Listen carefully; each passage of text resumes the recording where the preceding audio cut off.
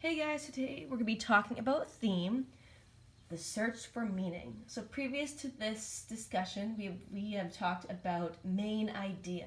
So main idea and theme kind of go hand in hand. However, they are very different in analyzing literature. So as a reminder, main idea is the gist or what the story is mostly about. And we're going to take a look at the definition of theme and some examples right now.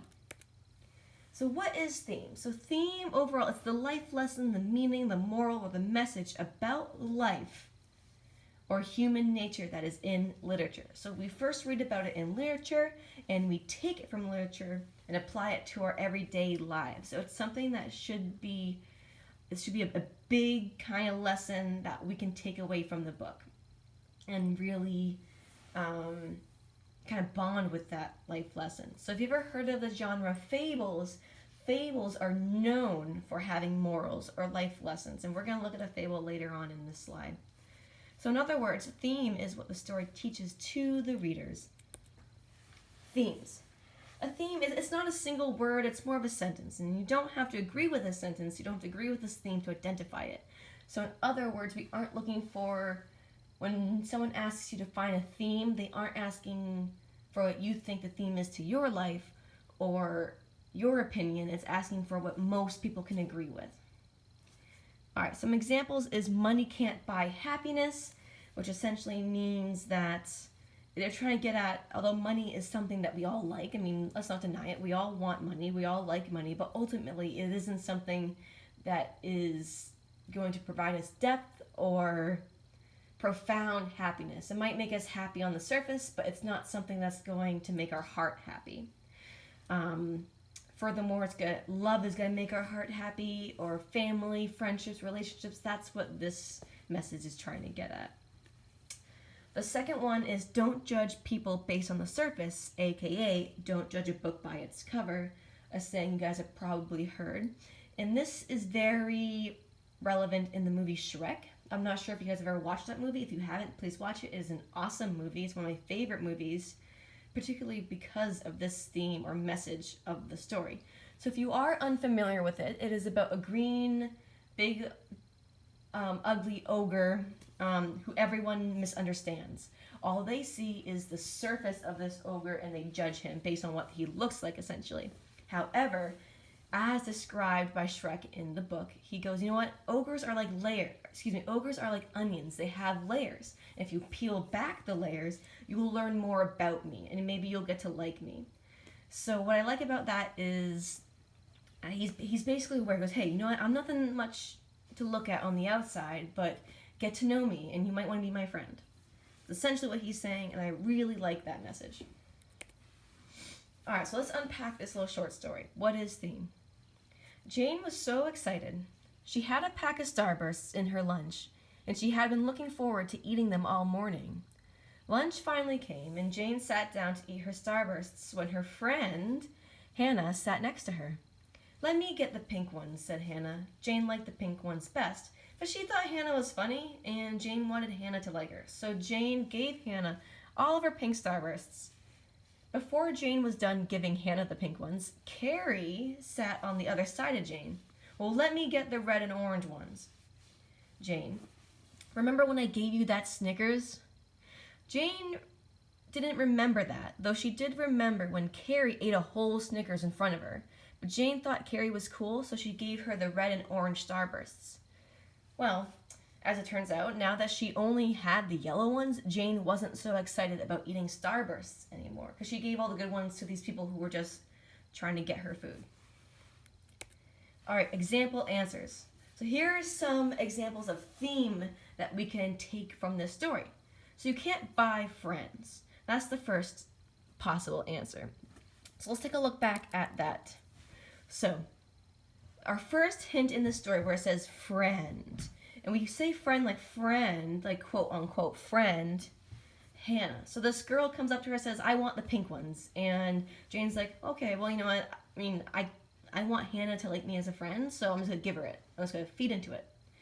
And this second girl comes along and demands for the other color Starburst, and Jane's like, well, okay, well, I want her to be my friend also. But these girls, they aren't really her friend. They just want her food. And one friend even tries to convince Jane, well, hey, I gave you that Snickers, remember?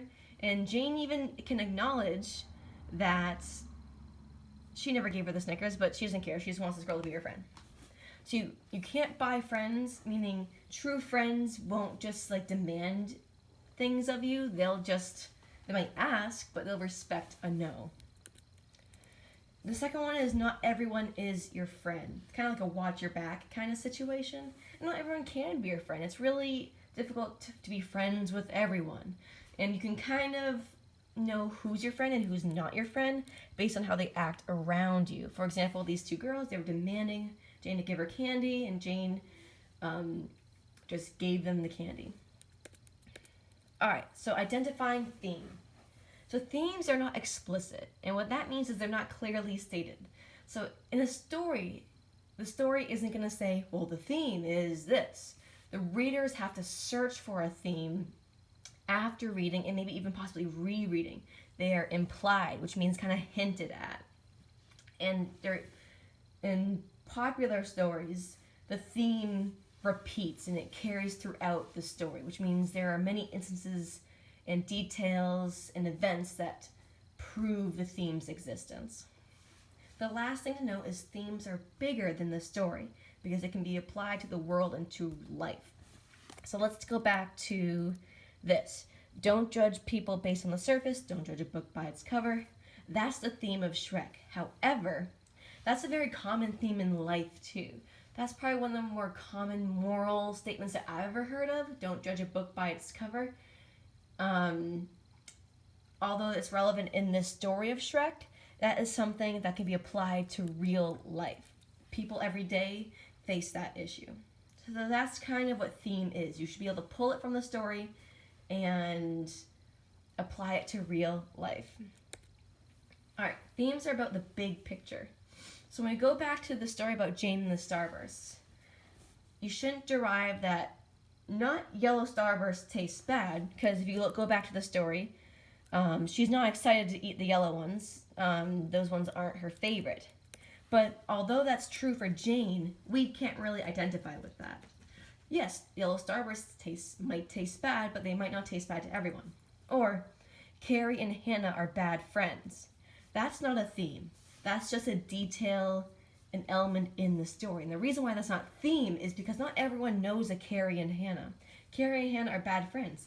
Yeah, that's true. They're pretty bad friends. But that's not a message that we can take from the story and apply it to our lives. I don't know a Carrie or Hannah, so I can't apply that to my life. So that's how you kind of know that's not the theme. Think bigger, find real world advice. So look for advice in the story. So let's take a little session for review. So theme is what we can learn from a story. Themes must be inferred, and themes are about big world. Alright, practice. So we'll listen to the summary of a well-known movie. We will look at the different interpretations of the possible themes of that movie. You will fly solo in determining theme of a given text. So that is your assignment. So after we go through some examples, you guys are going to go to the assignment tab and fill out the Google Doc. So here's our overall question. How does the small world of the story connect to the big world theme? Alright, so let's break it down. Main idea versus theme. The main idea is what the story is mostly about. The theme is the message, lesson, or moral learned in the story. Alright, so The Lion King. I hope you guys know this movie. It's one of my favorite movies as a kid. So the main idea of The Lion King is about a cub named Simba who must learn to take his place as king of the Pride Lands. So that's kind of like the gist. That's what the story is about. It's about this little cub who is eventually going to grow up to be a king. Alright, there's no theme there. That's just straight and forward what the story's about. The theme of The Lion King is to move on from your past. So if you guys have watched the movie, you're familiar with Timon and Pumbaa and they're saying Hakuna Matata, which kind of means no worries. It means like don't dwell on the past, because if you dwell on the past, you aren't able to move on. So the event that inspired this quote is the death of Simba's father, Mufasa, which is a very sad, it's like the saddest movie death in the world of Disney, in my opinion. And Simba is, of course, he's naturally really sad about this. He loved his father, and this is a really sad part of the movie. Um, However, Timon and Pumbaa, they recognize his sadness, and he goes, and they suggest Hakuna Matata. He's like, they say, you can always remember your father, remember the good times about your father, but don't dwell on the death part. Dwell on his living, dwell on the memories you made with him. Don't dwell on that. Just think about the memories you made with him. But ultimately, you want to move on from the death so you can move on with your life and so you can be happier. And so that's how Simba grows into a young lad and eventually a young adult lion. Alright, so let's take a look at this well-known fable, and I think you guys will know it as we read. So let's read together. Once there was a mean little boy who lived in a small village. This mean little boy loved to mess with people, so one day he ran up to a sheep herder and shouted, "Wolf, wolf, a wolf is attacking the town!" The sheep herder grabbed his staff and ran to defend the town, but realized he had been fooled when the boy started pointing and laughing at him. "Ha ha ha ha, I made you jump," said the boy. Then the boy ran up to the farmer and shouted, "Wolf, wolf, a wolf is attacking the town."